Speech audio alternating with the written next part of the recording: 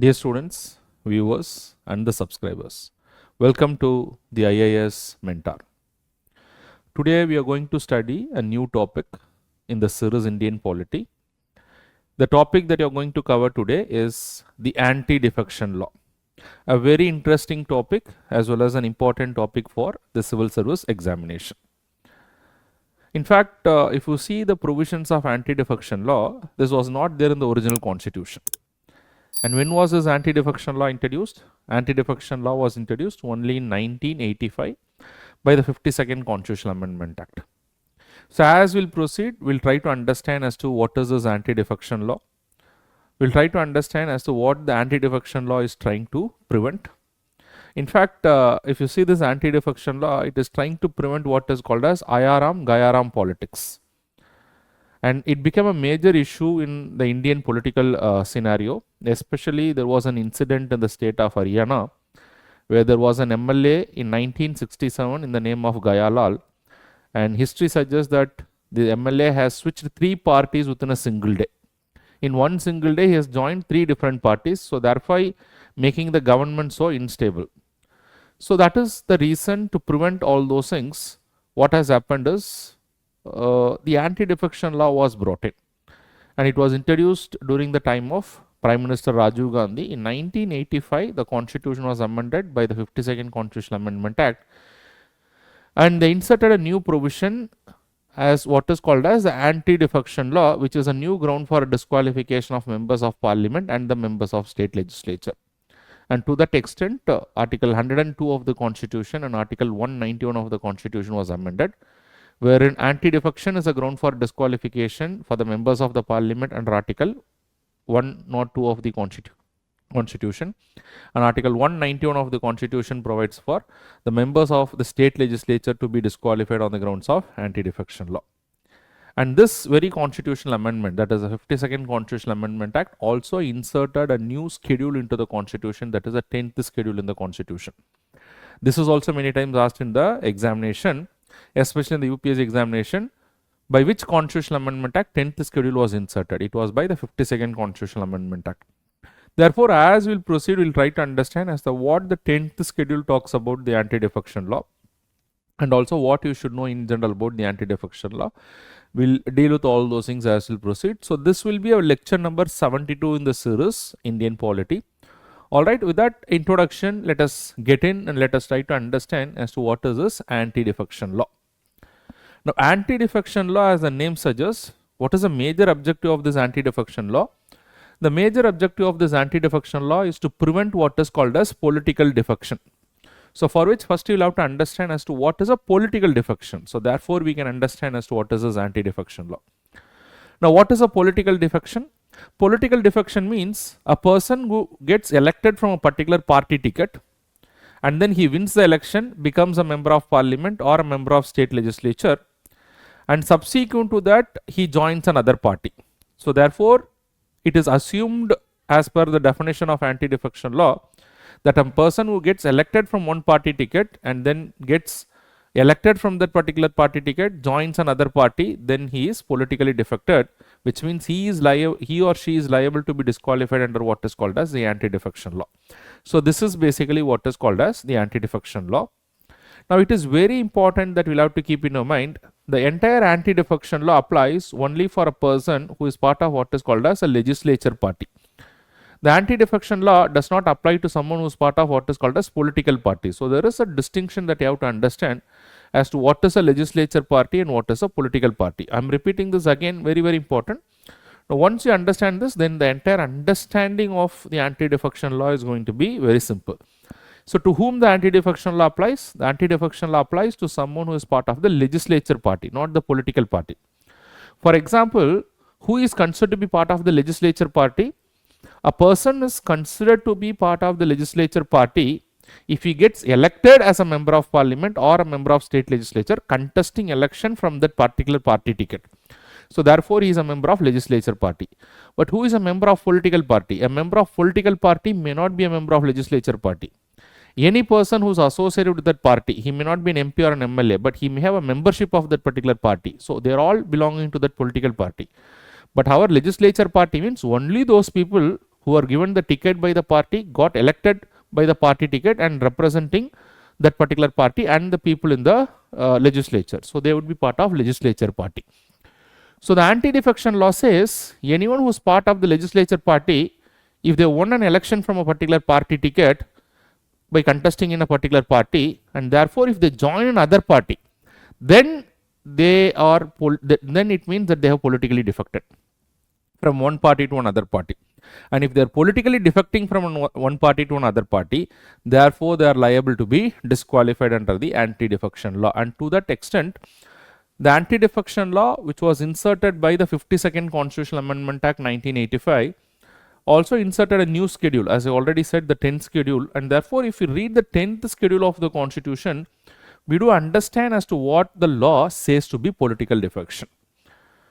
So it is very, very important, as I already said, in the original Constitution, if you see, there was no ground for defection. But however, as the Constitution start functioning over a period of time, the political defection started increasing. The original members of the Constituent Assembly might be that they never thought that the political defections are supposed to happen in a country like India. But as and when the Constitution was implemented, as and when the years have gone, there were members who left one party and joined another party after they get elected from a particular party, maybe because of their own political reasons and maybe because of their personal gains. So therefore, it made a number of governments unstable, and that is when the anti-defection law was brought in. In fact, from 1960s, this political defection started happening, especially in the state legislature. But after all the effort, the anti-defection law was brought in, and it was made a ground for disqualification of a member of parliament or a member of state legislature by the 52nd Constitutional Amendment Act 1985. As I already said, this happened during the term of Prime Minister Rajiv Gandhi in 1985. So this 52nd Constitutional Amendment Act also inserted what is called as the 10th schedule in the Constitution, which provided certain grounds as to what shall be considered to be political defection. So therefore, before we go and understand as to what the 52nd Constitutional Amendment Act says and what is there in the 10th schedule of the Constitution, so what is in simple word political defection? Political defection means that people who are elected from one particular party ticket, and after getting elected from a particular party ticket, if they join another party, then means they are politically defected. So this is what it is said, that Aya Ram, Gaya Ram. That means Ram came and Ram went. So this is basically what is called as political defections. And therefore, today what is a punishment if somebody is engaging in defection from the legislature party? They are liable to be disqualified as a member of parliament or a member of state legislature. However, what can be seen as defection? So these are all the things that can be seen as defection today under the 10th schedule of the Constitution. So if you go to 10th schedule, the 10th schedule gives 4 grounds as to what can be seen as political defection. 1, if any person voluntarily gives up the membership of the political party. That means anyone who is part of the legislature party and he voluntarily gives up the party membership. So what does it mean by voluntarily giving up the party membership? Voluntarily giving up the party membership means any person who is elected from a particular party ticket, if he joins another party, so then it is assumed that he is voluntarily giving up the party membership. But however, the Supreme Court of India has made it very clear, voluntarily giving up the party membership does not only necessarily mean that one person has joined another party. It also means what? It also means that it is not necessarily that they have joined another party, even within the same party from which they have got elected. But however, what they are doing is they are engaging in activities that would affect the interest of the party, or they are engaging in what is called as anti-party activities. So therefore, from their conduct also, it can be presumed that yes, they have engaged in what is called as, or they have voluntarily given up the party membership. So therefore, I am repeating it again, voluntarily giving up the party membership does not necessarily mean that they have given up the party membership, joined another party. But even within the party, if they engage in anti-party activities, the party can come to a conclusion that they have voluntarily given up the party membership. So therefore, they can bring in a notice in front of the presiding officer to disqualify this member of parliament or the member of the state legislature. So now the important question arises, who is authority to disqualify the members of the parliament under the anti-defection law? The authority to disqualify the members of the parliament under the anti-defection law is the presiding officer. So presiding officer means presiding officer of both the houses. We know who is the presiding officer in case of the Lok Sabha. The presiding officer of in case of Lok Sabha is the speaker, whereas the presiding officer in case of the Rajya Sabha is nothing but the chairman. So who has got the power to disqualify the members of the parliament? The speaker in case of Lok Sabha and the chairman in case of the Rajya Sabha. Similarly, if you take the state legislature, who is the disqualifying authority? Again, the presiding officers. The speaker in case of the legislative assembly, the chairman in case of the legislative council. So wherever the member is there, whether be a member of Lok Sabha or Rajya Sabha, depending upon that, the presiding officers will decide. But what is the ground on which they can be disqualified? One, if they voluntarily given up the party membership. That is just only one ground. So apart from that, there are also other grounds. So what are the other grounds? That if somebody abstains from voting or vote contrary to the party direction. So what does it mean if somebody abstains from voting or vote contrary to the party direction? That means on a given day, if some proposal is put to vote in the parliament or in the state legislature, so what is the way by which the members of the parliament has to vote is directed by the party. So every party will have someone who is called as a whip. So who is this whip? So whip is usually a senior political member of that particular party, who is also a member of parliament or a member of state legislature. So therefore, the party will convey as to how every member of that particular political party in the legislative assembly or in the state or in the parliament, how they have to vote, will be directed by the party to this particular whip, and the whip will convey as to how they should behave with regard to a particular proposal introduced in the house. So therefore, the whip is a senior political member who will convey the wishes of the party to the other members of the party in the legislature. So when proposal is put to vote, everybody has to vote in accordance with the direction that is given by the whip. If they fail to vote in accordance with the direction given by the whip, then it can be seen as that they abstain from voting or vote contrary to the party direction.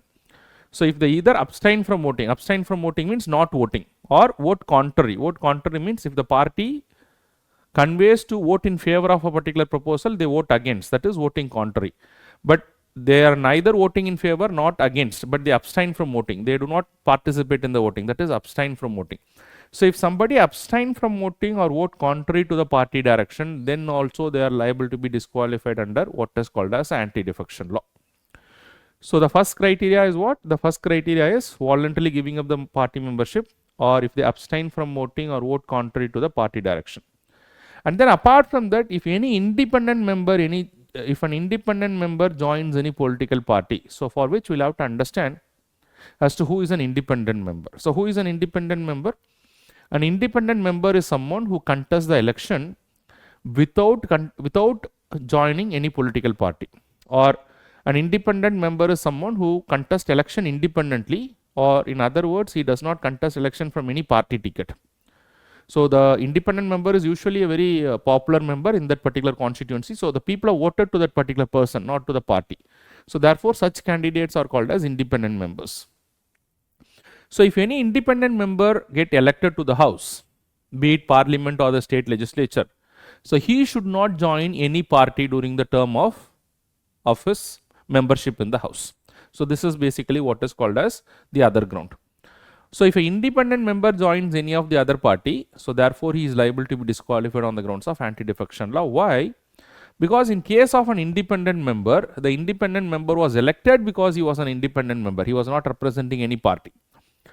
On the other hand, if somebody is representing and contesting election from any party, he was elected because he was from that particular party. So therefore he should not join another party. So all these provisions are something that you'll have to keep in your mind. And apart from that, there's also one more provision what the constitution says. If there are nominated members, if any nominated member join any political party after 6 months, that means whenever they are nominated, they are free to join or take up the membership of any political party within 6 months. But if they join after 6 months, then they are liable to be disqualified. So who is a nominated member? A nominated member is someone who is nominated to the house. Today, the nominations are possible only in the Rajya Sabha. There is no provision for nomination in the Lok Sabha. So therefore, if any nominated member, and at the time of nomination, he does not belong to any party. Say for example, Mr. Sachin Tendulkar was nominated to Rajya Sabha a few years back. And at the time of nomination as a member of Rajya Sabha, Mr. Sachin Tendulkar was not belonging to any party and he did not join any party. But however, if he wanted to join any party, he can join a party within 6 months after his nomination to the Rajya Sabha, but not after 6 months. And if he joins any party after 6 months, then he is liable to be disqualified. So this is what the anti-defection law says. So therefore, overall, what are the grounds on which a member of a legislature party is liable to be disqualified? The first thing is, if somebody voluntarily gives up the party membership. So voluntarily giving up the party membership does not necessarily mean that they have joined another party, but even within the same party, if they engage in anti-party activities, that is also a ground. 2. If somebody abstain from voting or vote contrary to the party direction. 3. If any independent candidate joins an other party. So during the term of the house, he should not join any party. 4. If a nominated member joins any party after 6 months after the nomination. So these are all the grounds on which they can be disqualified. But who is authority to disqualify them? The presiding officer is authority to disqualify them. In case of Lok Sabha, it is the speaker. In case of Rajya Sabha, it is a chairman. Can the presiding officer take action on the members of the parliament or the members of the state legislature suo motu? That means, can they take action on their own when they see a political defection? No. As per the anti-defection law and as per the provisions of the 10th schedule of the constitution, the presiding officer cannot act on their own. The presiding officer cannot decide on their own. The presiding officer can take actions only based on the petition that is filed by the other members of the parliament. Say for example, if there is a party X in the house and there is a defection from party X to party Y, therefore the party X is getting affected. So therefore, the members of party X will file a petition to the presiding officer on the person who have defected from party X to party Y. So therefore, the presiding officer can act. So in this way, make sure that the presiding officer cannot act on his own, but the presiding officer will act or take decision based on the petition that is brought in front of the presiding officer. So this is something that you'll have to keep it in your mind. All right. So with that, we'll just move to the next thing. Does the anti-defection law have any exceptions? Is everyone who is defecting from one party to another party, or they liable to be disqualified? There are few exceptions under the anti-defection law. So what are the exceptions under the anti-defection law? The first and foremost exception under the anti-defection law, which is anyways not there, but initially it was there when the anti-defection law was brought in by the 52nd Constitutional Amendment Act. It said one exception is that if there is 1/3 split. So what does it mean by 1/3 split? So suppose let us assume a party X is there and this party X has got 60 members in the Lok Sabha. So how many members are there? 60 members in the Lok Sabha. And out of the 60 members in the Lok Sabha, let us assume that if 20 members split away, how many members split away? 20 members split away. If 20 members split away, and what happens? 20 members move away, and therefore the 40 members remain from that particular party, but 20 members split. So this 20 members split means it is considered to be what is called as 1/3 split. If there are 1/3 members splitting from a particular party and moving away from that particular party, they are not liable to be disqualified because it is seen as a difference within the party. It is seen that not an individual is having a difference, an entire faction is having a difference. So therefore, they are not liable to be disqualified. So neither the 40 members who are there in the original party nor the 20 members who split are liable to be disqualified. So this was one exception that was given under the anti-defection law by the 52nd Constitutional Amendment Act. But if instead of 20 members, anybody who is less than 20, say for example 19 members move away, then the 19 members who split from the party are liable to be disqualified. So this is one exception that was given, but what happened unfortunately, that the members who wanted to split away, they know that if they go alone, probably they will be disqualified. So therefore, they were taking the other members also. In other words, unfortunately, the anti-defection law, instead of preventing the retail defection, it has allowed for what is called as wholesale defection. So whoever wanted to move away, they tried to take away 1/3 of the members. So therefore, then the parliament thought that we need to amend this, and then they brought in a new change into this law. And then a new amendment was brought in, and they changed this particular provision by the 91st Constitutional Amendment Act in 2003. So therefore, this provision does not exist today, and what exists today is only the 91st Constitutional Amendment Act in 2003. And what is this 91st Constitutional Amendment Act 2003 is saying right now? What is the exemption? The 91st Constitutional Amendment Act 2003 is saying that today what is allowed or what is exempted from defection is what is called as two-third merger. So what does it mean by two-third merger? One of the biggest problem in interpreting the word two-third merger, the problem is the word merger is nowhere defined in the constitution. But however, what is can be seen as two-third merger? So two-third merger is, let us assume 60 members are there in a party as an example. Instead of 20 members earlier, which one-third split was there, instead of 20 members, you'll have to take 40 members. And this 40 members go, let us assume, go and merge with, say, party Y. So not only the 40 members come, but they also go and merge with what is called as a party Y. So therefore, there's a two-third merger. But as I already said, the word merger is nowhere defined in the constitution. Therefore, the courts have given different interpretation as to what is seen as a merger. In certain cases, they said that even if 40 members move away, that can be seen as a merger. In certain cases, 40 members plus merger with another party. So therefore, yes, we do not have a complete clarity on this particular matter, but at least instead of one-third split, today what has been replaced by the 91st Constitutional Amendment Act is two-third merger in order to prevent a lot of defection. So today what is exempted under the anti-defection law is only what is called as the two-third merger. And over a period of development, what has happened is this anti-defection law as a provision was challenged in the Supreme Court. In fact, one major case what is called as a Hikoto-Holohon case. In this particular case, the Supreme Court has to determine whether the anti-defection law is valid in the first place.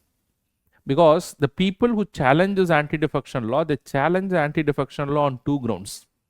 What is the ground on which it was challenged? The first ground it was challenged is that the anti-defection law is taking away the parliamentary privileges.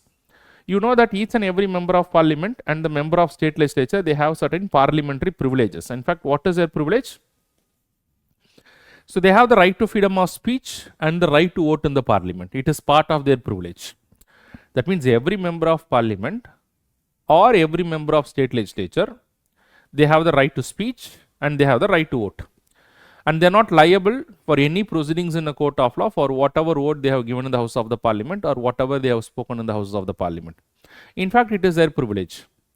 So the people who challenge this anti-defection law, they said, on the one hand, if you see right to give a vote is a privilege of a member, and therefore they should not be liable to be disqualified if they vote contrary to the party directions. If they vote according to their wishes, why should they liable to be disqualified even if it goes against the direction which is given by the party? Because right to vote is an individual privilege of each and every member. So therefore, this question came in front of the Supreme Court: is the anti-defection law going against a parliamentary privilege? That's one question that the court has to decide. The second question that the court has to decide is, if you look into the 52nd Constitutional Amendment Act 1985, which also brought in the 10th schedule in the constitution, it said that the decision that is taken by the presiding officer is final and binding. That means the decision that is taken by the presiding officer with regard to disqualifying a member of parliament or a member of state legislature, once a decision is taken by the presiding officer, and if somebody is disqualified based on that particular decision, they cannot challenge it in any court of law because the decision that is given by the presiding officer would be final. So these were the provisions of the 52nd Constitutional Amendment Act, which was brought into the notice of the Supreme Court, and it was challenged in the Supreme Court in the Hikoto-Holohon case. I'm just repeating it again. So the first challenge that was brought into the Supreme Court in this particular case is that whether the anti-defection law is in contravention, whether it is violating the provisions of the parliamentary privileges. 2, is the decision of the presiding officer being final and binding, is it taking away the powers of the courts? Because the powers of the courts in our country is basically what is called as judicial review. And through the judicial review, they can review the actions that is done by the other authorities. So therefore, by saying the decision that is given by the presiding officer is final and binding, are you taking away the power of judicial review of the courts? These two questions has to be examined by the court, wherein after a lot of examination, the court came and gave this particular judgment, wherein it said, while the anti-defection law should not be seen as violating the privileges of the members, because anti-defection law is very essential to prevent and to protect the stability of the government.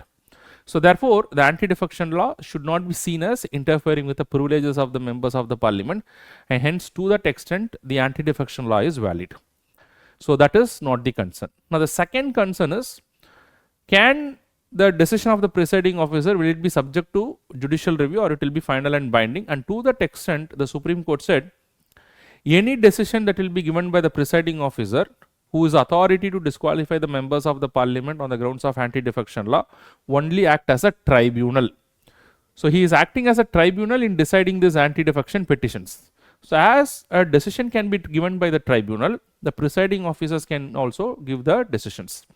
But whereas the decisions of the tribunal cannot be final and binding, and the decisions of the tribunal are subject to what is called as judicial review. So therefore, the decision that will be given by the presiding officer in this particular regard is also subject to judicial review, and to that extent the Supreme Court struck down this particular provision where it made the decision that is given by the presiding officer as final and binding.